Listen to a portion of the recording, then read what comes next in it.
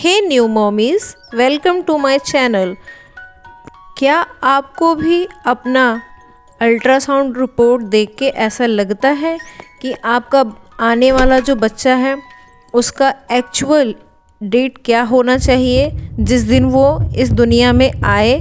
तो आइए बहुत बेहतर तरीके से जानते हैं डॉक्टर अलका राय जी के साथ में कि अल्ट्रासाउंड से आप अपना डिलीवरी डेट कैसे निकाल सकते हैं। डॉक्टर खुशी आप सबके बीच में एक ऐसा टॉपिक लेके आए हैं कि प्रेगनेंसी में हम अल्ट्रासाउंड को कितने अच्छे से समझ सकते हैं या कैसे समझें। कई बार ऐसा होता है कि जैसे आपका 1 महीना 2 महीना बीत गया, आपने अल्ट्रासाउंड कराया और उस अल्ट्रासाउंड में अगर आपको बच्चे की कार्डियक एक्टिविटी प्रेजेंट नहीं मिली तो उस समय हम क्या कर सकते हैं। आइए हमारे साथ में हमारी सीनियर डॉक्टर अलका राय जी हैं, इनसे बात करते हैं कि उस समय में पेशेंट को क्या करना चाहिए। सबसे पहले हमें ये समझना है कि अल्ट्रासाउंड एक मशीन है जो डॉक्टर का सहयोग करता है, मरीज़ के अंदरूनी हालत बताता है और पहले 3 से 4 महीने में अल्ट्रासाउंड के अलावा कोई तरीका नहीं है हमें जानने के लिए कि आपका बच्चे में धड़कन है कि नहीं। और बच्चे में धड़कन नहीं है उसका मतलब क्या है? उसका मतलब ये होता है कि आपका बच्चा जिंदा नहीं है। तो ये सच्चाई एक ऐसी है जो कि स्वीकार करना किसी को अच्छा नहीं लगता। तो अगर सबसे पहले तो आप अल्ट्रासाउंड कब करवाएं? तो पहला अल्ट्रासाउंड आपका 2 महीने के बाद ही होना चाहिए। उसके पहले कभी कभी धड़कन नहीं दिखती है क्योंकि बहुत छोटा सा वो बच्चा होता है और वो धड़कन मिस हो जाती है और अननेसेसरीली आप चिंता में पड़ जाते हो। तो अगर कोई परेशानी आपको प्रेगनेंसी के दौरान अगर ब्लीडिंग ना हो तो अल्ट्रासाउंड 2 महीने के बाद ही करानी है।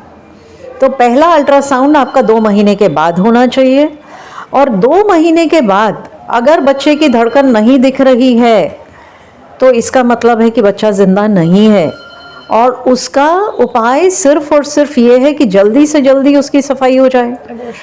अब अगर हम किसी का डेथ सर्टिफिकेट दे रहे हैं तो एक रिपोर्ट पे कभी वो देना नहीं चाहिए।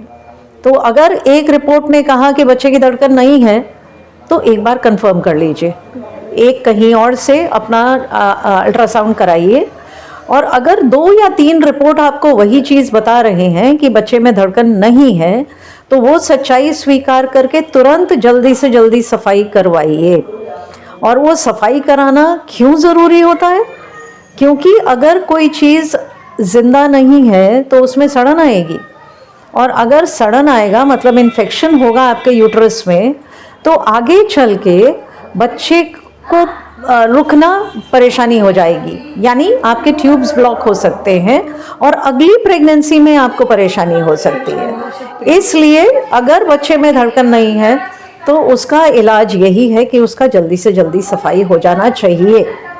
मैम कई बार ऐसा होता है कि कार्डियक एक्टिविटी अगर 2-2.5 महीने तक ना आए तो आगे हम कितने दिनों तक इंतज़ार कर सकते हैं कि हमारा जो कार्डियक एक्टिविटी है कब तक विजिबल हो सकता है? जब भी आपका अगर पहला रिपोर्ट आता है कि कार्डियक एक्टिविटी नॉट सीन और पेशेंट को कोई प्रॉब्लम नहीं है, यानी पेशेंट को स्पॉटिंग नहीं है मतलब ब्लीडिंग नहीं है, तो आप 15 डेज बाद उसी अल्ट्रासाउंड को दोबारा रिपीट करें और अगर वो फिर बताता है कि कार्डियक एक्टिविटी नहीं है तो उसको स्वीकार करें।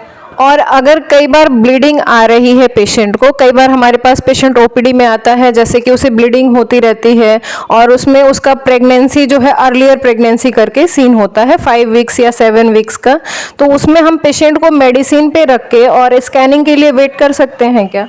बिल्कुल, अगर ब्लीडिंग का आप कंट्रोल कर सकते हैं, अगर क्योंकि 6 हफ्ते में कभी कभी हो सकता है कि कार्डियक एक्टिविटी नहीं दिखे, तो अगर ब्लीडिंग हो रही है आप उनको मेडिकेशन देके कंट्रोल कर लें। अगर ब्लीडिंग कंट्रोल हो जाती है तो फिर 15 दिन बाद स्कैन को रिपीट करें। और फिर आगे की कार्रवाई करें। आगे की कार्रवाई करें। मैम, इसमें महिलाएं जो अगर मान लीजिए कभी ब्लीडिंग हो रही है, कार्डियक एक्टिविटी जो है वो विजिबल नहीं आई है और मेडिसिन भी चल रहा है पेशेंट को, तो उस समय में महिला को या पेशेंट को क्या क्या करना होगा या कई सारी सावधानियां रखनी पड़ेगी जिससे वो उसको ब्लीडिंग ज़्यादा ना हो, या फिर कई सारी चीज़ों का परहेज करना पड़ेगा जैसे कि भारी वजन उठाना, ऐसा सब चीज़ें? नहीं, भारी वजन का तो सवाल ही नहीं पैदा होता है, उसको कंप्लीट बेड रेस्ट पे रहना है। कंप्लीट बेड रेस्ट पे। भाई कम से कम मैक्सिमम बच्चा कच्चा होता है पहले 3.5 महीने, और अगर उसमें ब्लीडिंग आ गया इसके मतलब बच्चे को कोई परेशानी है, तो 3.5 महीने तक तो कंप्लीट बेड रेस्ट, सिर्फ उठना है बाथरूम जाने के लिए। जी।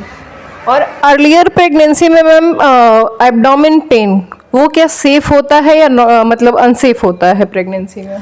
प्रेगनेंसी में जनरली पेन एब्डोमेन का मेन कारण ये होता है अगर हस्बैंड से परहेज ना हो। तो जैसे ही एक दिन महीने का चढ़ता है वैसे ही हस्बैंड को अलग कमरे में सोना चाहिए, उनसे एकदम कंप्लीट परहेज होना चाहिए जब तक आपका बच्चा हो नहीं जाता। ये पिता का पहला त्याग होता है अपने बच्चे के लिए। Thank you ma'am, thank you so much. Next और भी ऐसे ही इंफॉर्मेटिव वीडियोस के लिए हमारे चैनल को सब्सक्राइब करें।